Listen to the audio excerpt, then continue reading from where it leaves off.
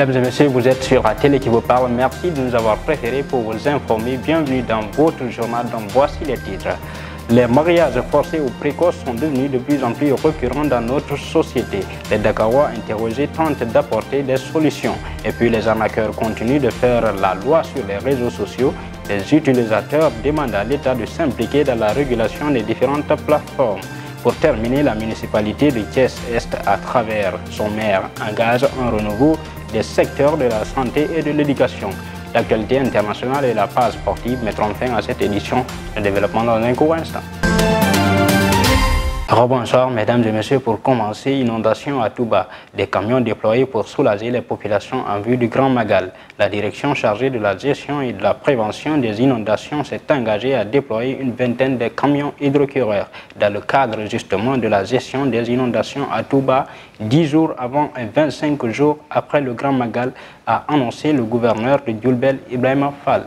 Les mariages précoces ou forcés sont devenus aujourd'hui très récurrents dans notre société, ce qui occasionne beaucoup de dommages sur certaines femmes. Certaines perdent la vie à cause de ce fait. Les Sénégalais interrogés sur la question donnent leur avis et tentent d'apporter des précisions. Reportage signé Oumou Kalsoum Diallo Matar Diarra. Les mariages précoces se font récurrents au Sénégal, ce qui n'est pas sans dommage. Certaines filles se marient très tôt et finissent même par délaisser leurs études. C'est peut-être dans cette optique que Mohamed Baldé, professeur en anglais, sensibilise et dénonce ce fait. Les parents doivent savoir qu'on doit laisser les enfants étudier car ils en ont besoin, c'est une mission. Les mariages précoces ont beaucoup d'inconvénients car certaines femmes à bas âge mariées peuvent perdre la vue durant ce mariage et surtout les accouchements, ce qui est vraiment dommage. Pour ma part, les responsabilités sont partagées. Parfois, c'est la faute aux parents et d'autre part, celui des enfants. Tout de même, on est dans un monde numérique. Du coup, le rôle des parents devait être d'accompagner leurs enfants dans leurs études et les protéger, nous révèle Babacar Agnès, étudiant en géographie. La question des mariages précoces est actuellement quelque chose de plus récurrent. Pourquoi? Pour moi, à ma modeste connaissance, c'est que les jeunes ne continuent pas leurs études.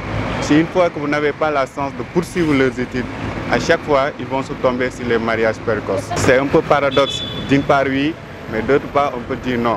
Pourquoi oui? Parce que des fois, actuellement, à l'ère du numérique, il est difficile d'éduquer les enfants. Face à ce constat, si on voit que l'enfant est difficile à éduquer, dans ce cas, les parents, pour ne pas tomber dans l'erreur, ils vont aller donner l'enfant donc à aller se marier le plus rapidement possible. Le mariage, étant une cérémonie religieuse, ne doit pas être prise à la légère, car c'est pour toute la vie. Du coup, les parents doivent revoir l'âge à laquelle ils marient leurs filles et ne pas les forcer. Les Sénégalais, de manière générale, voient d'un mauvais œil les mariages forcés qui ne sont pas sans risque et conseillent aux parents qu'ils pratiquent et d'y mettre fin pour une bonne marche de la société. Le bureau de l'ordre des médecins du Sénégal est accusé de vol, complicité de vol et recel de deniers publics par Fallou Samb. Ce dernier soutient que la direction de l'ordre des médecins a débloqué des millions de francs CFA prétestant un don pour un vacataire victime des inondations à l'issue du Conseil national. Puis aujourd'hui, de nos jours, les réseaux sociaux sont devenus de plus en plus dangereux, des endroits où on ne peut faire confiance à personne. Les arnaqueurs sont de plus en plus nombreux et personne pour réguler ou contrôler les utilisateurs. Les Sénégalais estiment qu'il faut réglementer ces différentes plateformes. Micro-trottoir signé Linambay, Pendagay et Matar Diarra. Après, il y a beaucoup de, voilà, comme on dit, il y a beaucoup d'arnaqueurs aussi sur les réseaux sociaux. Parce que après moi aussi, je m'en prends plus à ceux qui font les publicités. Parce qu'en général, ils testent les produits, mais ils disent pas vraiment ce qu'il en est. Donc voilà, des fois, ils ont tendance à commercialiser des produits qui ne donnent pas forcément de résultats. Mais ils se permettent quand même de donner des avis. Après, il y en a qui en profitent pour se faire des sous là-dessus. Après, je n'en veux pas, mais voilà. Le mieux, c'est d'avoir une certaine transparence avec ses abonnés, tout ça. Donc pour moi, c'est pas important de leur dire la vérité. Actualité qui est vraie et qui existe de nos jours. Parce qu'il m'est arrivé une fois sur Facebook, j'ai vu une dame qui vend des produits cosmétiques et j'ai fait une commande. Elle m'a livré déjà l'emballage est différent de ce qu'elle avait, de ce qu'elle avait affiché comme produit. J'ai appelé la dame de suite, je lui ai dit que le produit que vous m'avez livré et le produit que vous avez affiché sur la publicité, il y a une grande différence. Bon, elle a trouvé une excuse en me disant que l'emballage était fini, mais c'est le même produit. Mais moi, je n'étais pas sûre. Mais n'empêche, j'ai utilisé le produit. Depuis lors, je ne commande plus sur Facebook ou sur les réseaux sociaux.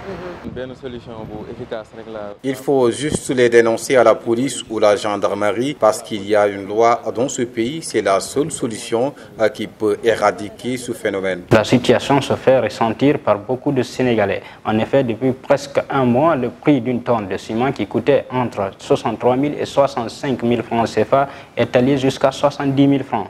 Avec seulement 3 entreprises de cimenterie au Sénégal, le prix augmente du jour au lendemain, ce qui plonge les pères et mères de famille dans une inquiétude. De ce fait, il appelle l'État du Sénégal à s'impliquer pour régler la situation. Puis la commune de Thiès-Est a fait sa priorité l'éducation et la santé. Ce matin, le maire Ousmane Diagne a effectué une visite d'inspection dans les différents chantiers de la commune. En vue du renouveau des secteurs de l'éducation et de la santé, je vous propose de le suivre. Je commence d'abord mes premiers collaborateurs, les adjoints au maire, nous avons partagé l'équipe municipale, le secrétaire municipal ainsi que l'ensemble des conseillers. Depuis ce matin, nous avons fait ces visites de chantier-là. Je remercie aussi la presse par rapport à la patience dont vous avez fait montre depuis ce matin, parce que toute la journée, nous avons accompagné. Nous avons fait visite qui chantier de la commune de Thiès-Est. Le matin, nous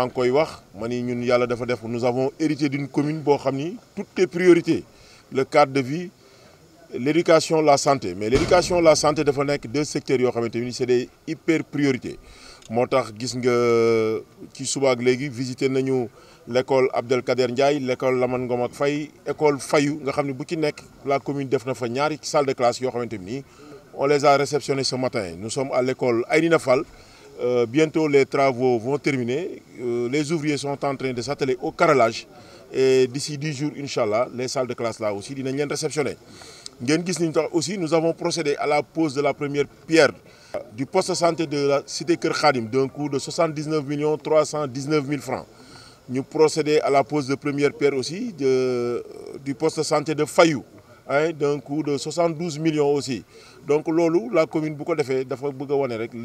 la commune et aux côtés des populations. Et puis malaise à Sonatel, le bras de fer entre la direction générale et les travailleurs prend de l'ampleur. Ces derniers ont déclaré la guerre totale à la tutelle. Rappelons qu'Orange France a décidé d'octroyer à ses employés une prime exceptionnelle pour les bons chiffres réalisés malgré la Covid-19 et l'inflation mondiale causée par la guerre en Ukraine. Et puis l'autorité de régulation des postes et télécommunications, en abrégé ARPT, à travers son directeur général Abdelli, fait de l'amélioration de la couverture réseau une priorité. Et Nathalie a été organisée pour installer un comité de pilotage suivant le directeur général Abdelli. L'objectif de cet atelier d'aujourd'hui est d'installer le comité de pilotage de la QoS. Vous savez que la QoS est une activité et quelque chose qui nous tient à cœur. Depuis que nous avons été nommés à la RTP, nous avions mis en place un comité de pilotage qui nous permet, nous autres à la RTP, dans le cadre de la co-régulation que nous voulons, que nous pratiquons tous les jours,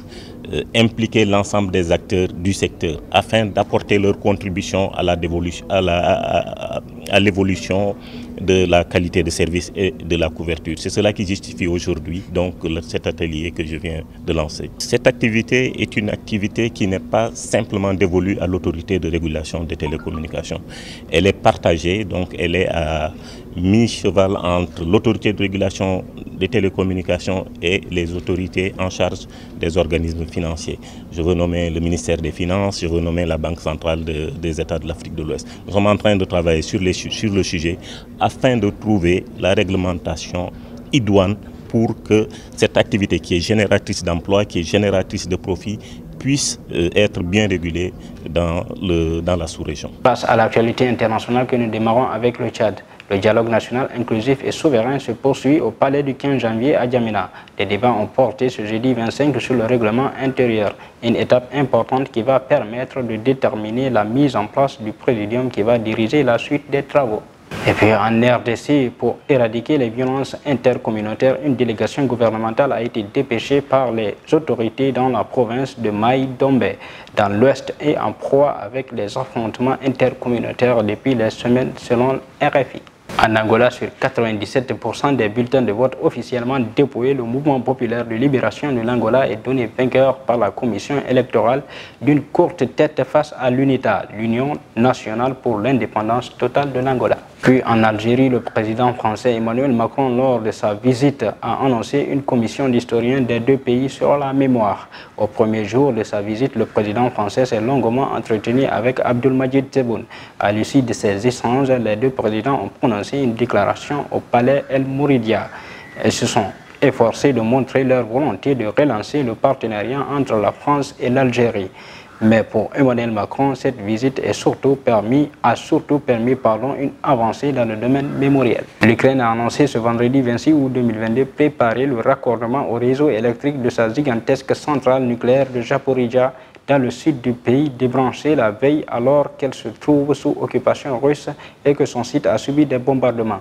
Des travaux préparatoires sont en cours pour rebrancher les réseaux des deux unités de la centrale de Zaporizhzhia, la plus grande d'Europe, a indiqué sur Telegram Energoatom, opérateur ukrainien public des 4 centrales atomiques du pays. À présent, place à la page sportive que nous démarrons avec le basket. Le nouveau sélectionneur des Lions de la Balle Orange a apporté quelques changements dans l'organisation de son effectif. En effet, Gorgui Sy Dieng est désormais le capitaine des Lions. Desagana Diop a pris cette décision ce jeudi à Monastir, informe la Fédération sénégalaise de basket. Il faut dire que les joueurs de la NBA portent l'image de l'équipe nationale du Sénégal à travers ces compétitions. Et puis pour son premier match de la 4e fenêtre des éliminatoires de la Coupe du Monde 2023, les Lions du basket affrontent le Soudan du Sud ce soir à 21h30 GMT. Un match très important pour les Lions de la Teranga qui ont pour objectif de gagner des places dans le groupe F à la fin du tournoi. Et puis atterrissons sur le vieux continent avec le tirage au sort de la phase des groupes de Ligue des Champions édition 2022. Elle s'est déroulée à Istanbul en Turquie ce jeudi 25 août. Le Bayern de Sadio Mané et de Bounassar sont logés dans le groupe C avec le Barça, l'Inter Milan et les Tchèques de Vitoria Plzeň. Dans le groupe E, on retrouve Chelsea de Kalidou Koulibaly et d'Edouard Mendy avec le Milan AC de Fodé Ballo-Touré. Mais aussi, on retrouve les Autrichiens de Red Bull Salzbourg et les Croates de Dinamo Zagreb. Le groupe D, quant à lui, annonce les couleurs avec l'OM de Bamba Dieng, de Pape Gueye face au Tottenham de Pape Matar Sarr. Et puis, à l'occasion du tirage au sort de la Ligue des Champions, l'international français Karim Benzema a été logiquement désigné meilleur joueur UEFA de l'année 2022. Le Français est récompensé pour sa grosse saison 2021-2022 où il a été intraitable avec le Real Madrid. Ses performances lors de la dernière saison sont époustouflantes. Karim Benzema est tout simplement le meilleur joueur européen la saison passée, que ce soit en Liga ou en Ligue des Champions. Et puis pour terminer, c'est désormais officiel, le jeune défenseur sénégalais Mamadou Fall s'est engagé avec les sous-marins jaunes de Villarreal. Après avoir brillé de son talent en Major League Soccer avec le Los Angeles Football Club, Mamadou Fall passe un nouveau cap dans sa carrière. Le jeune défenseur sénégalais quitte la Major League Soccer et les États-Unis au bout de 2 saisons durant lesquelles il a su s'imposer dans le championnat de football nord-américain avec 35 matchs et 5 buts pour un défenseur. C'est la page sportive qui met fin à cette édition d'information. Merci de l'avoir suivi. Portez-vous bien en compagnie des programmes de la Time for Africa.